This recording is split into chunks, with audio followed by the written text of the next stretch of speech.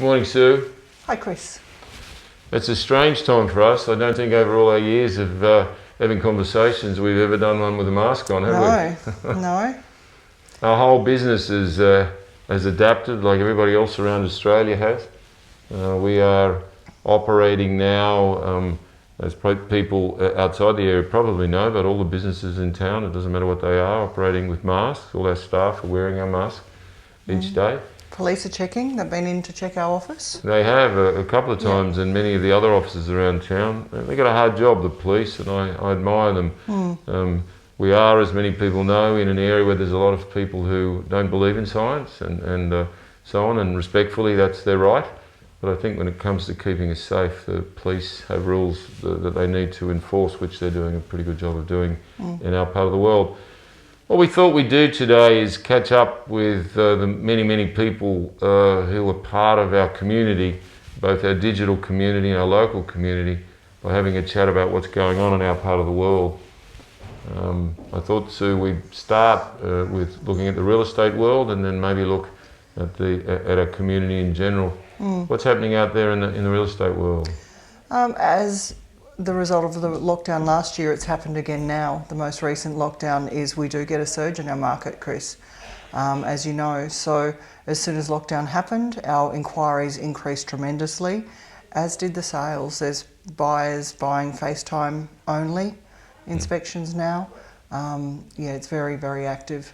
Did you ever think in our time that we'd be talking about people buying properties using basically a screen and a floor plan and maybe Google Maps? Did you ever think that would happen? I expected as the technology came to fruition that would happen, just not to the amounts. We're averaging 2 a month sight unseen purchases at the moment.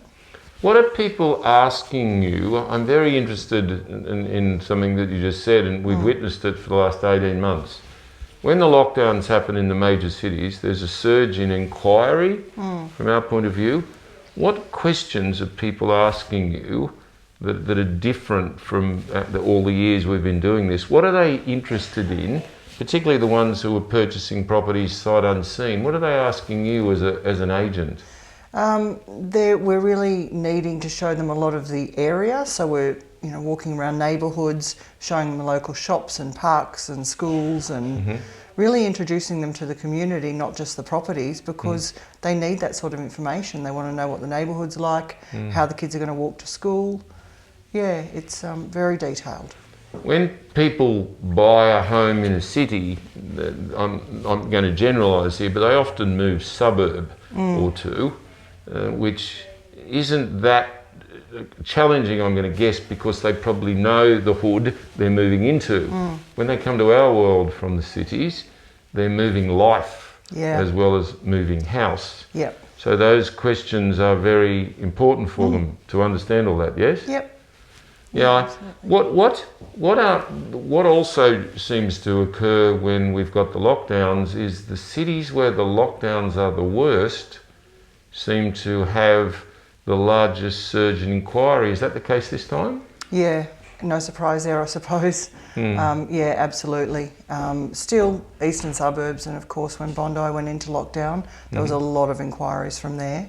The amount of inquiries we're receiving at the moment is tremendous. There's days where we'll have 170, 180 inquiries, so we apologise in advance if we're calling you later at night to return your calls. Everyone's wanting to have longer conversations because they're in lockdown. So it's they're incredible numbers in a single day in a business like ours to get that many inquiries to come into one of our teams. I'm going to guess and then think that with all of the teams we've got operating here, we're probably doing 1,000 inquiries a day from all over the country and from overseas. I'm also interested in what you said there about longer conversations. I think that's one of my great learnings in the last 18 months. As lockdowns increase, it's logical that people have more time and they think about things, so you've got to settle into your conversations, haven't you? Absolutely, and we try and take the time to have the conversations, being aware of what these people are going through at the moment. With the added pressure of getting on to the next call and the next call, it's just a little bit of a juggle sometimes, but we have to remember what they're going through compared to the freedom we have up here.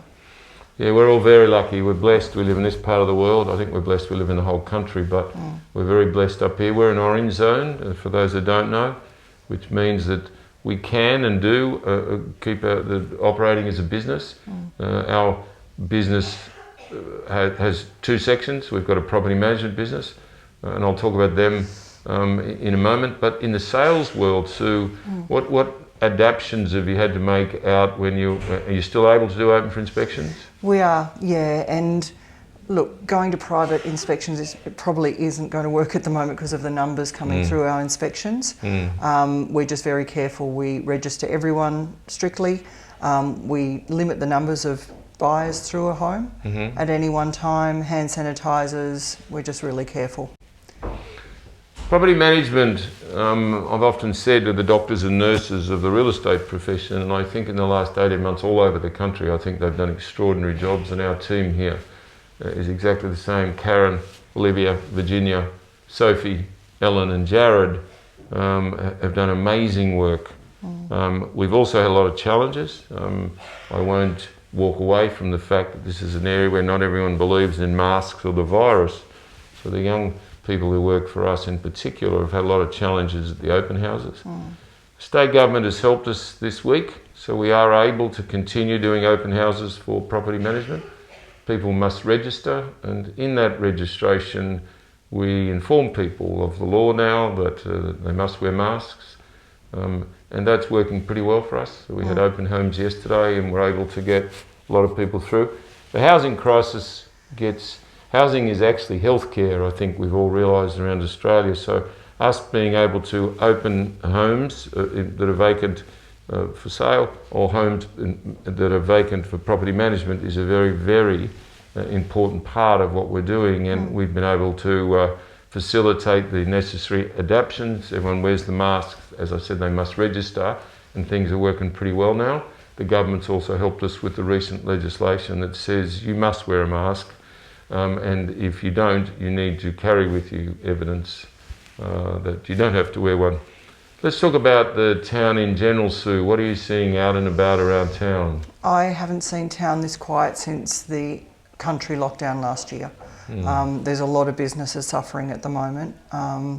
There's just no tourists in town, obviously. No backpackers, which there hasn't been for a year. We're hearing occupancy rates of 5 to 7% in accommodation.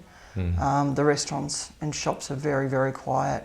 There's major shops here that can go a day without a sale. I think we're a tourist town without tourists, and I think it's a big challenge. I think the government has instituted some support packages. Our tenants, many of our tenants here are younger and in those hospitality industries, so we've got some turbulence in front of us. I think we're practiced at what to do in these circumstances, and I think the government support will certainly assist.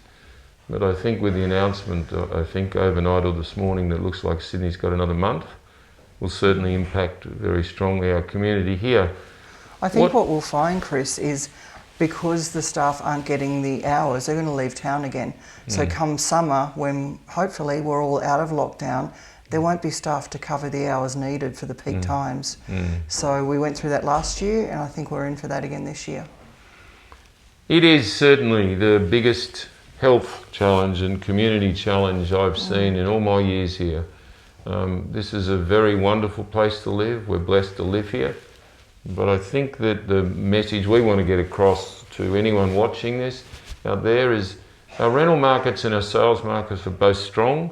Our vacancy factor at the moment is very, very small. It's about 1.5%, which is unusual. The COVID benefit, if we can put it that way, is that the hangover from the summer means that there's not a lot of vacant properties around. I think 6 or 7 was the number of vacant property managements we've got at the moment. The rental market at the lower end is unbelievably strong. You put a property that's between $400 and $500 a week, a one bedroom, for example, onto the market, and you get inundated with people. There's certainly a dearth or a lack of properties to live in that price range here. But generally both areas of property, of the real estate market in this area, property management and sales are pretty strong, but our community has got some challenges and turbulence in front of it. Would you not agree? Yeah, I agree. Yeah. Thank you all for listening. If you've got any questions, as always, the most important thing I can always say to you is ring one of our salespeople here or one of our property managers. We love talking to people. If we can help you in any way, keep in contact. And everybody out there, stay safe. Yeah, take care.